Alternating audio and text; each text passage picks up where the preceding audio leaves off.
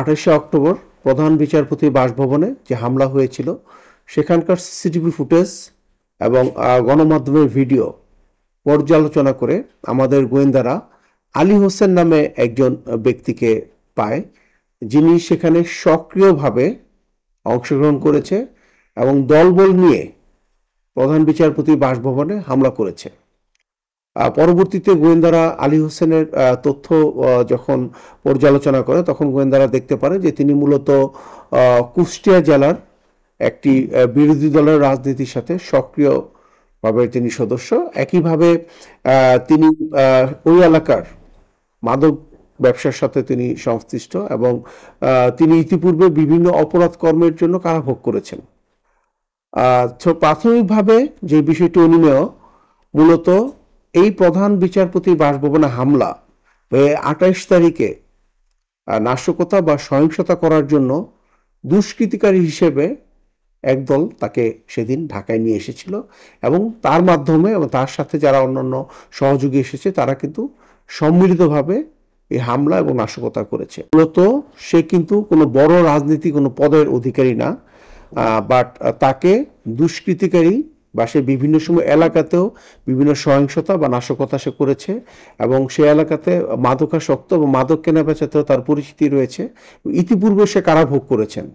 So এই আলী হোসেনকে মূলত ওই দিন আনাই হয়েছে ঢাকায় কোথাও নাশকতা বা হামলা করার জন্য। গত 29 তারিখে যে অবরোধের প্রথম দিন, আপনারা জানেন যে ঢাকা ময়মনসিংহ মহাসড়কের শ্রীপুর এলাকায় বেশ কিছু গাড়ি ভাঙচুর করা হয় এবং রাস্তায় অগ্নিসংযোগ করে অবরোধকারীরা সেখানে আতঙ্কের সৃষ্টি করে। সেখানে একটি মামলা দায়ের করা হয়, যেখানে প্রভাতী, বনশ্রী সহ বেশ কয়েকটি গাড়ি ভাঙচুরের একটি মামলা হয় এবং সেই মামলার প্রধান আসামি অর্থাৎ 1 নম্বর আসামি তাকে মূলত আমরা আটক করি, যার নাম হচ্ছে আমিনুল ইসলাম। এবং আমরা বিভিন্ন গণমাধ্যমের ফুটেজ, সিসিটিভি ফুটেজে আমরা দেখেছি যে তিনি সেখানে নিজে দাঁড়িয়ে থেকে নেতৃত্ব দিয়েছেন, অগ্নিসংযোগ করেছেন এবং গাড়ি ভাঙচুর করেছেন।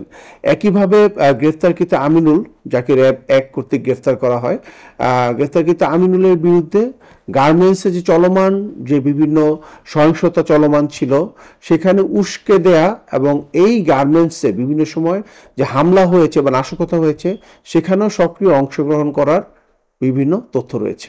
আমরা যদি এখন পর্যন্ত যাদেরকে আটক করেছি সিসিটিভি ফুটেজ বা ভিডিও অ্যানালাইসিসের মাধ্যমে যাদেরকে শনাক্ত করে আটক করেছি, তাদেরকে প্রাথমিক জিজ্ঞাসাবাদে আমরা যেটি পেয়েছি যে মূলত তাদের যারা নেতৃস্থানীয় ব্যক্তি যারা আছেন তাদের সাথে যোগাযোগের মাধ্যমে বা তাদের মাধ্যমে কিন্তু তারা প্রাথমিকভাবে সেখানে আসেন এবং পরবর্তীতে ঘটনাস্থলে অর্থাৎ তার সমাবেশস্থল থেকে যখন তারা চলে যাচ্ছিলেন বা তখন কিন্তু তারা তাদের যে নেতা, এখানে আপনি যদি এই আলী হোসেনের কথাই বলেন, তাকে এলাকা থেকে যে নিয়ে এসেছে অর্থাৎ কুষ্টিয়ার বিরোধী রাজনৈতিক দলের যে শীর্ষ নেতা তিনি কিন্তু সাথেই ছিলেন। আপনি সিসিটিভি ফুটেজে বা ভিডিও ফুটেজেও দেখবেন তিনিও ছিলেন সাথে।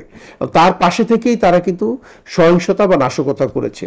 সো প্রাথমিক জিজ্ঞাসাবাদে তারা আমাদেরকে যেটা বলেছেন যে তারা মূলত এসেছেন যে এবং তারা ওই প্রস্তুতি নিয়ে এসেছিলেন যদি সেখানে কোনো ধরনের নাশকতা বা সহিংসতা হয় তখন তারা সেই ধরনের সহিংসতায় তারা অংশ নেবে, সেই প্রস্তুতি তারা প্রাথমিকভাবে নিয়ে এসেছিলেন। এবং যে অগ্নিসংযোগগুলো হয়েছে এবং আপনারা দেখেছেন লাঠি সোঁটা বা দেশীয় অস্ত্র দিয়ে তারা বিভিন্ন জায়গায় হামলা করেছে, সো এটা প্রস্তুতি না থাকলে তো all on a sudden actually হামলাটা করা যায় না।